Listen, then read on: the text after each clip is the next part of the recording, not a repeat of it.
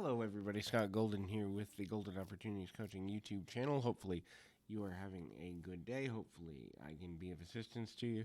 We've got almost 400 audios available for your listening pleasure on a variety of topics. Also, if you'd like to work on narcissism recovery, which is one of my specialties, along with trauma core recovery, reaching out would be an awesome thing because I A, have spent the better part of my career doing this work, and B, I don't know that everybody has done it from the perspective that I have, which is actually living with two narcissistic parents for the majority of my childhood. And so it's a subject I'm super passionate about. Anyhow, you can reach out on here on YouTube. Just go to the About Me section of this particular page, and my website is there. Or you can contact on Twitter at PO Perception on Twitter and set up a meeting that way. In any event, narcissism is a very dangerous and long-term effect sort of thing.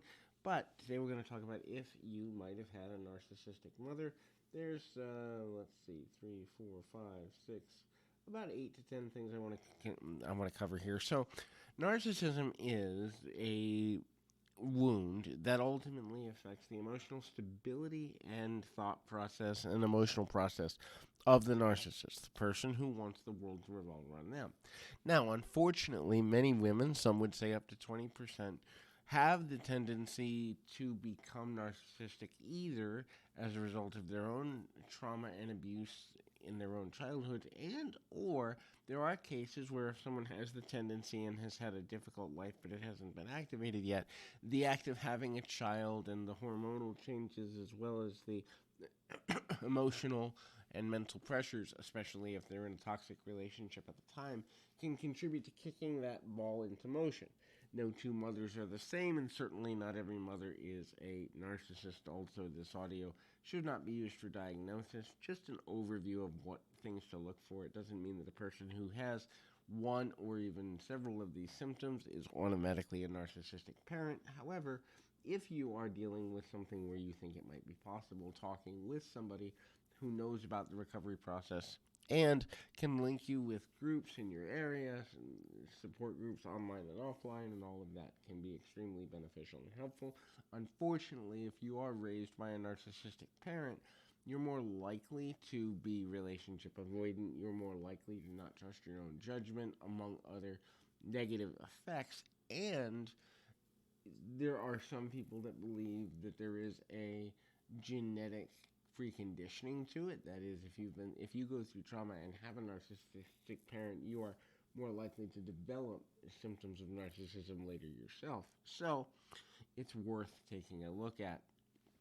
Understand that the narcissistic mother always wants control. She wants control of her image, and she wants control of how the people see the child. The child is not a person with the narcissistic mother as much as they are a representation of her.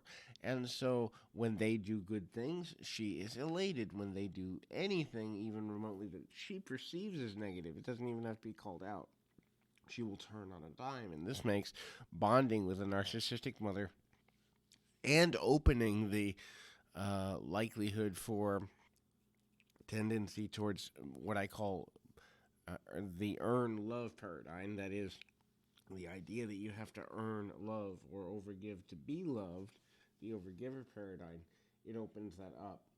These mothers are extremely image conscious. They don't necessarily have the ability to bond completely on an empathetic level with their children. Matter of fact, they may even be distant, except if people are watching. But the image that they are the perfect parent and or have the perfect child or a combination of both is one of the most important fundamental motivating factors for the narcissistic mother.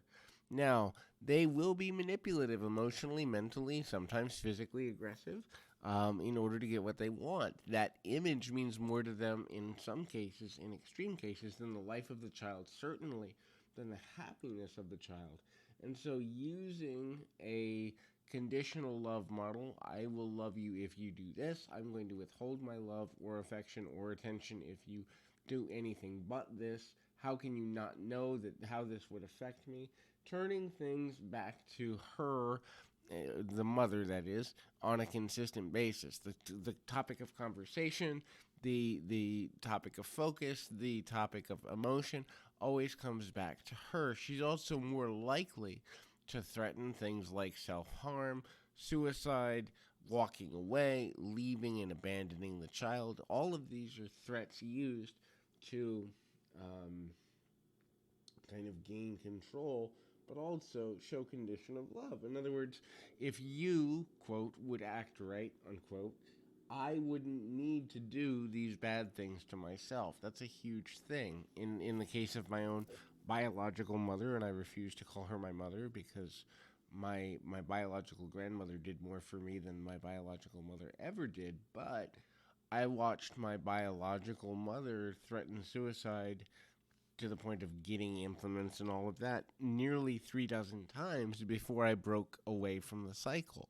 So it is a huge detriment in that you become toxified by the witness of the roller coaster ride.